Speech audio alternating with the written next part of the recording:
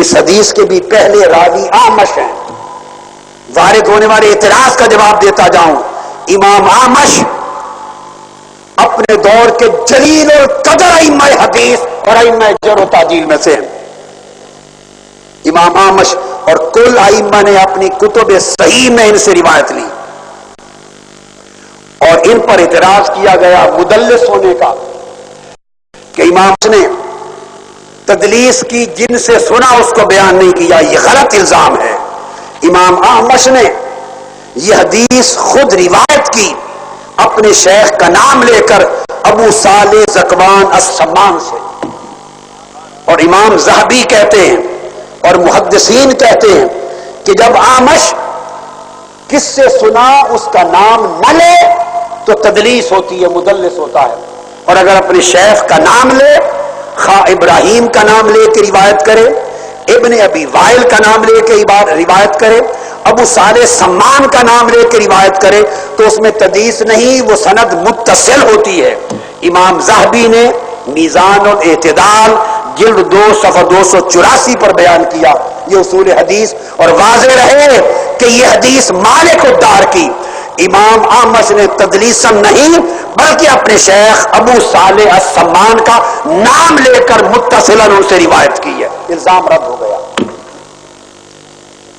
اور پھر اگلی بات یہ کہ اس واقعے پر بلا وجہ اور اعتراض کیے جاتے ہیں خود مالک الدار پر، جو حدیث کی روایت کرنے والے مالک الدار ہیں. بعض لوگوں نے کہا کہ مالک الدار یہ مجہول ہیں، ان کے حالات معلوم نہیں کہ کون تھا، اس پر کس طرح اعتبار کر لے، چونکہ حدیث کا مدار ان کے خواب پر ہے کہ حضور ان کے خواب میں آئے. اب یہ بھی سن لیجئے، اعتراض باطل ہے. بنیاد فن حدیث نہیں ہے، بنیاد عقیدے کی خرابی ہے. چونکہ حضور کے فیض کی بات ہے، توسل کی بات ہے، استغاثہ بالمصطفیٰ کی بات ہے، یہ بات گوارا نہیں ہے، ہضم نہیں ہوتی. اس لیے جھوٹا الزام لگا کر ضعف کا خیال پیدا کرتے ہیں. تو سن لے کہ مالک الدار کون ہے، یہ بھی مجہول نہیں. مالک الدار یہ جو راوی ہے اس حدیث کے جن کو خواب آیا، یہ سیدنا فاروق اعظم کے اپنے آزاد کردہ غلام تھے اور مدنی تابعین کے پہلے طبقے میں سے تھے. اور ابو صالح سمان ان سے روایت کرتے تھے. اور مالک الدار نے حضرت ابوبکر صدیق سے روایت کیا اور حضرت عمر سے روایت کیا. یہ مجہول نہیں ہے، معروف ہیں. اور امام حافظ الخلیلی وہ بیان کرتے ہیں کہ مالک الدار ان کی ثقافت متفق علیہ ہے، جس پر اعتراض کی انگلی نہیں رکھی جا سکتی. ان کا نام تھا مالک بن ایاز. مالک بن ایاز انہوں نے سیدنا صدیق اکبر سے حدیث سنی اور روایت کی، فاروق اعظم سے سنی اور روایت کی، حضرت معاذ ابن جبل سے روایت کی، حضرت ابو عبیدہ سے روایت کی، اور ان سے ان کے دونوں بیٹے عون اور عبداللہ نے بھی روایت کی، اور ابو صالح ذکوان السمان نے بھی روایت کی. اب اس سارے قاعدے کی روح سے بولیے جس نے الف بے جیم بھی پڑھا اصول حدیث کا، وہ کیسے مجہول راوی ہو گئے؟ ابو صالح ذکوان ان سے روایت کر رہے ہیں. پھر امام ابن خیثمہ ان سے روایت کرتے ہیں. فوائد داؤد بن عمر نے روایت کیا، امام بغوی نے روایت کیا، عبد الرحمن بن سعید بن یربوع سے ان کے ذریعے ان کی روایت کی گئی. اور ان تمام کتب میں پھر امام ابن سعد نے روایت کیا. مالک الدار کو کہا کہ مدینہ کے تابعین کے پہلے طبقے میں سے تھے. اور سیدنا فاروق اعظم نے مالک الدار کو اپنے گھر والوں کا نگران مقرر کیا تھا. جب سیدنا عثمان غنی خلیفہ بنے انہوں نے انہیں وزیر خزانہ بنا دیا. چونکہ مالک الدار وزیر خزانہ تھے، نام ان کا تھا مالک بن ایاز. عثمان غنی نے رضی اللہ تعالیٰ نے جب وزیر خزانہ بنایا، اس وجہ سے ان کا نام مالک الدار پڑ گیا، یعنی وہ جو خزانہ کا گھر ہے اس کے مالک بنا دیا گیا ان کو یہ لقب. امام اسماعیل القاضی نے امام علی بن مدینی سے روایت کیا کہ مالک الدار وہ شخص ہیں کہ سیدنا فاروق اعظم کے دور کے سرکاری خزانچی تھے. ابن حبان نے ان کو الثقات میں لکھا. اگر کوئی ایک محدث یا دو کہہ دے میں نہیں جانتا مالک الدار کیا کون تھے، ارے کسی کا یہ کہنا اس کو یا اتنے ائمہ محدثین اور نقاد علم الجرح و تعدیل کی تصریحات کو مانیں.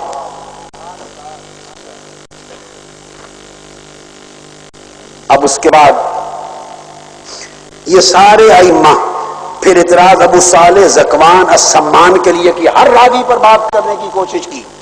ابو صالح زکوان السمان ان کا اور مالک الدار میں کوئی انقطاع نہیں ہے، یہ گمان بھی باطل ہے. ابو صالح سمان بھی مدنی تھے اور صحابہ کرام سے حدیث سے روایت کرتے تھے اور ان کا زمانہ مدینہ پاک میں رہنے کا. اور ابو صالح زکوان السمان اور حضرت مالک الدار ایک ہی وقت میں شہر مدینہ میں رہتے تھے. ان میں انقطاع کہاں سے ثابت ہو گیا؟ اور امام مسلم کہتے ہیں اگر معاصرت ثابت ہو جائے تو حدیث صحیح کے لیے اتصال کافی ہے. اور یہ معاصرت ہی نہیں بلکہ مدینہ کے چھوٹے سے قصبے میں اکٹھے 7 سال رہے. اور سعید بن عمر تمیمی نے ان کو روایت کیا ہے اور نام بلال بن حارث مزنی کا بھی لیا. لہذا اس حدیث سے معلوم ہوا کہ آقا علیہ السلام کے مزار اقدس سے بھی توسل اور استمداد کرنا جائز ہے. آزمائش اور ابتدا میں آقا کو پکار کر مدد طلب کرنا جائز ہے. کب انور سے فیض لینے کے لیے آنا جائز ہے. اور توسل اور استمداد کا عقیدہ خیر القرون سے چلا رہا ہے آج تک. یہ حدیثیں اس کے اوپر ثبوت آ گئی.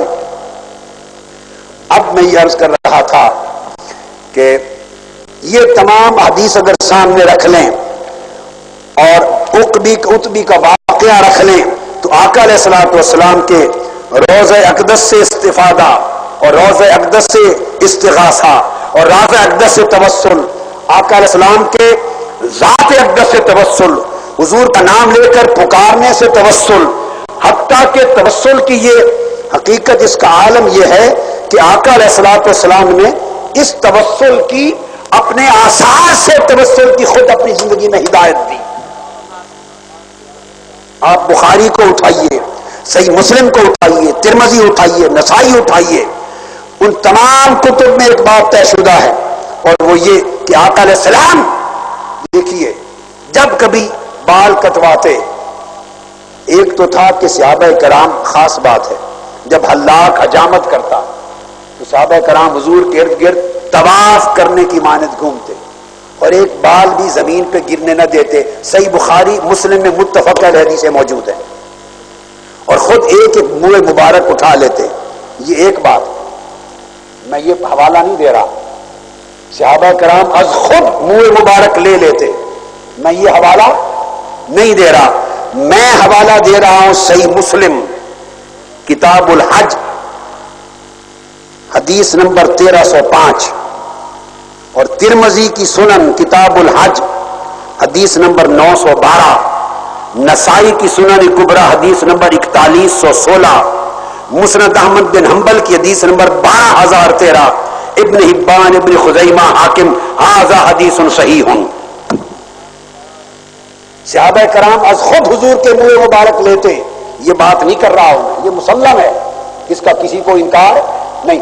میں جو بات کرنا چاہ رہا ہوں وہ جدا ہے، اس کو سنیے. انس بن مالک رضی اللہ تعالی عنہ، انس بن مالک روایت کرتے ہیں قال لما رمى رسول اللہ صلی اللہ علیہ وسلم الجمرۃ ونحر نسکہ وحلق، جب آقا علیہ السلام حج ادا کر چکے اور مقام جمرہ پر کنکریاں مار چکے، اپنی قربانی کا فریضہ ادا کر چکے، تو حلق وناول الخالق شقہ الایمن فحلقہ، پھر آپ نے سر مبارک مڑوایا، سر انور کا دایاں حصہ حجام کے سامنے کیا، انہوں نے بال مبارک مونڈے اور آقا علیہ السلام نے کہ جب بال مبارک مونڈے گئے ثم دعا، اب حدیث سنیے صحیح مسلم، ترمذی، نسائی کی حدیث سے صحیح، دعا ابا طلحۃ الانصاری فاعطاہ ایاہ، جو منہ مبارک حجام نے اتارے تھے آقا علیہ السلام نے خود حضرت ابو طلحہ کو عطا کیا. یہ بات توجہ طلب ہے. صحابہ کرام خود منہ مبارک ہاتھوں پہ لے لیں تو معاملہ جدا ہے. لوگ اس کو محبت بھی قرار دے سکتے ہیں کہ محبت میں بال لے لیے، ادب میں بال لے لیے، تبرک کے لیے بال لے لیے. ارے ایسے ہزاروں واقعات صبح و شام میرے آقا کے آثار کے ہوتے تھے. میں اسے استدلال نہیں کر رہا ہوں. میرا استدلال یہ ہے حدیث صحیح سے مسلم ترمذی نسائی سے کہ بال اتروائے اور آقا نے بلا کر خود عطا کیے صحابہ کو. میں اس پر سوال قائم کروں گا آگے چل کر. ثم ناولہ الشق الایسر فقال احلق فحلقہ فاعطاہ ابا طلحہ. پھر بائیں جانب کے بال اتروائے، پھر ابو طلحہ کو بلایا، کہا ابو طلحہ بال لے لے. اب یہاں تک تو سوال یہ ہے بال اتر رہے ہیں، آقا علیہ السلام خود حضرت ابو طلحہ کو بلا کر سر انور کے منہ مبارک عطا کر رہے ہیں. کیوں دے رہے ہیں؟ حدیث کے لفظ سنیے. فقال اقسمہ بین الناس، فرمایا ابو طلحہ حکم ہے میرے بال صحابہ میں تقسیم کر دو. آقا علیہ السلام نے حکم کے ساتھ خود اپنے منہ مبارک صحابہ کرام میں تقسیم کیے. سوال یہ ہے کس نیت سے تقسیم کیے، کیوں تقسیم کیے؟ اگر صحابہ کرام خود لیتے تو بات سمجھ میں آتی ہے، ادب میں لیتے، محبت میں لے رہے. آقا علیہ السلام خود حجامت ہونے کے بعد اپنے بال حضرت ابو طلحہ کو بلا کے دے رہے اور فرماتے اقسم ہو بین الناس، کل صحابہ میں میرے منہ مبارک تقسیم کر دو. خود کس لیے تقسیم کروا رہے ہیں؟ اگر ان بالوں سے توسل نہ تھا، تبرک نہ تھا، ان بالوں کا فیض نہ تھا تو تقسیم کیوں کرائے صحابہ نے؟ آپ کیوں نہیں تقسیم کرتے اپنے بال لوگوں کو؟ حجامت کرنے کے لیے حجام آئے اور بال اتار کے حاجی سیٹھ جب حجامت ہو جائے تو کہے یہ تقسیم کر دو، وہ اٹھا کے ادھر پھینک دیں گے. کیا کریں آپ کے بالوں کو؟ نعیم سیٹھ صاحب کدھر ہے؟ حجامت کروائیں، میں دونوں بھائیوں کو اکٹھا ہی کر دوں نا، اور اس کے بعد کہیں کہ یہ بال تقسیم کر دو، وہ اٹھا کے ماریں گے آپ کے بالوں کو. ہم نے کیا کرنا ہے؟ سوال یہ ہے ارے اگر ہمارے بال رسول پاک کے بالوں جیسے ہیں، اگر ہمارے بالوں سے جن سے کوئی نفع کوئی فیض نہیں، جن کا کوئی توسل و تبرک نہیں، اگر یہی حال مصطفیٰ کے منہ مبارک کا تھا تو حضور کتبا کے بلا کے صحابہ میں تقسیم کیوں کروا رہے ہیں؟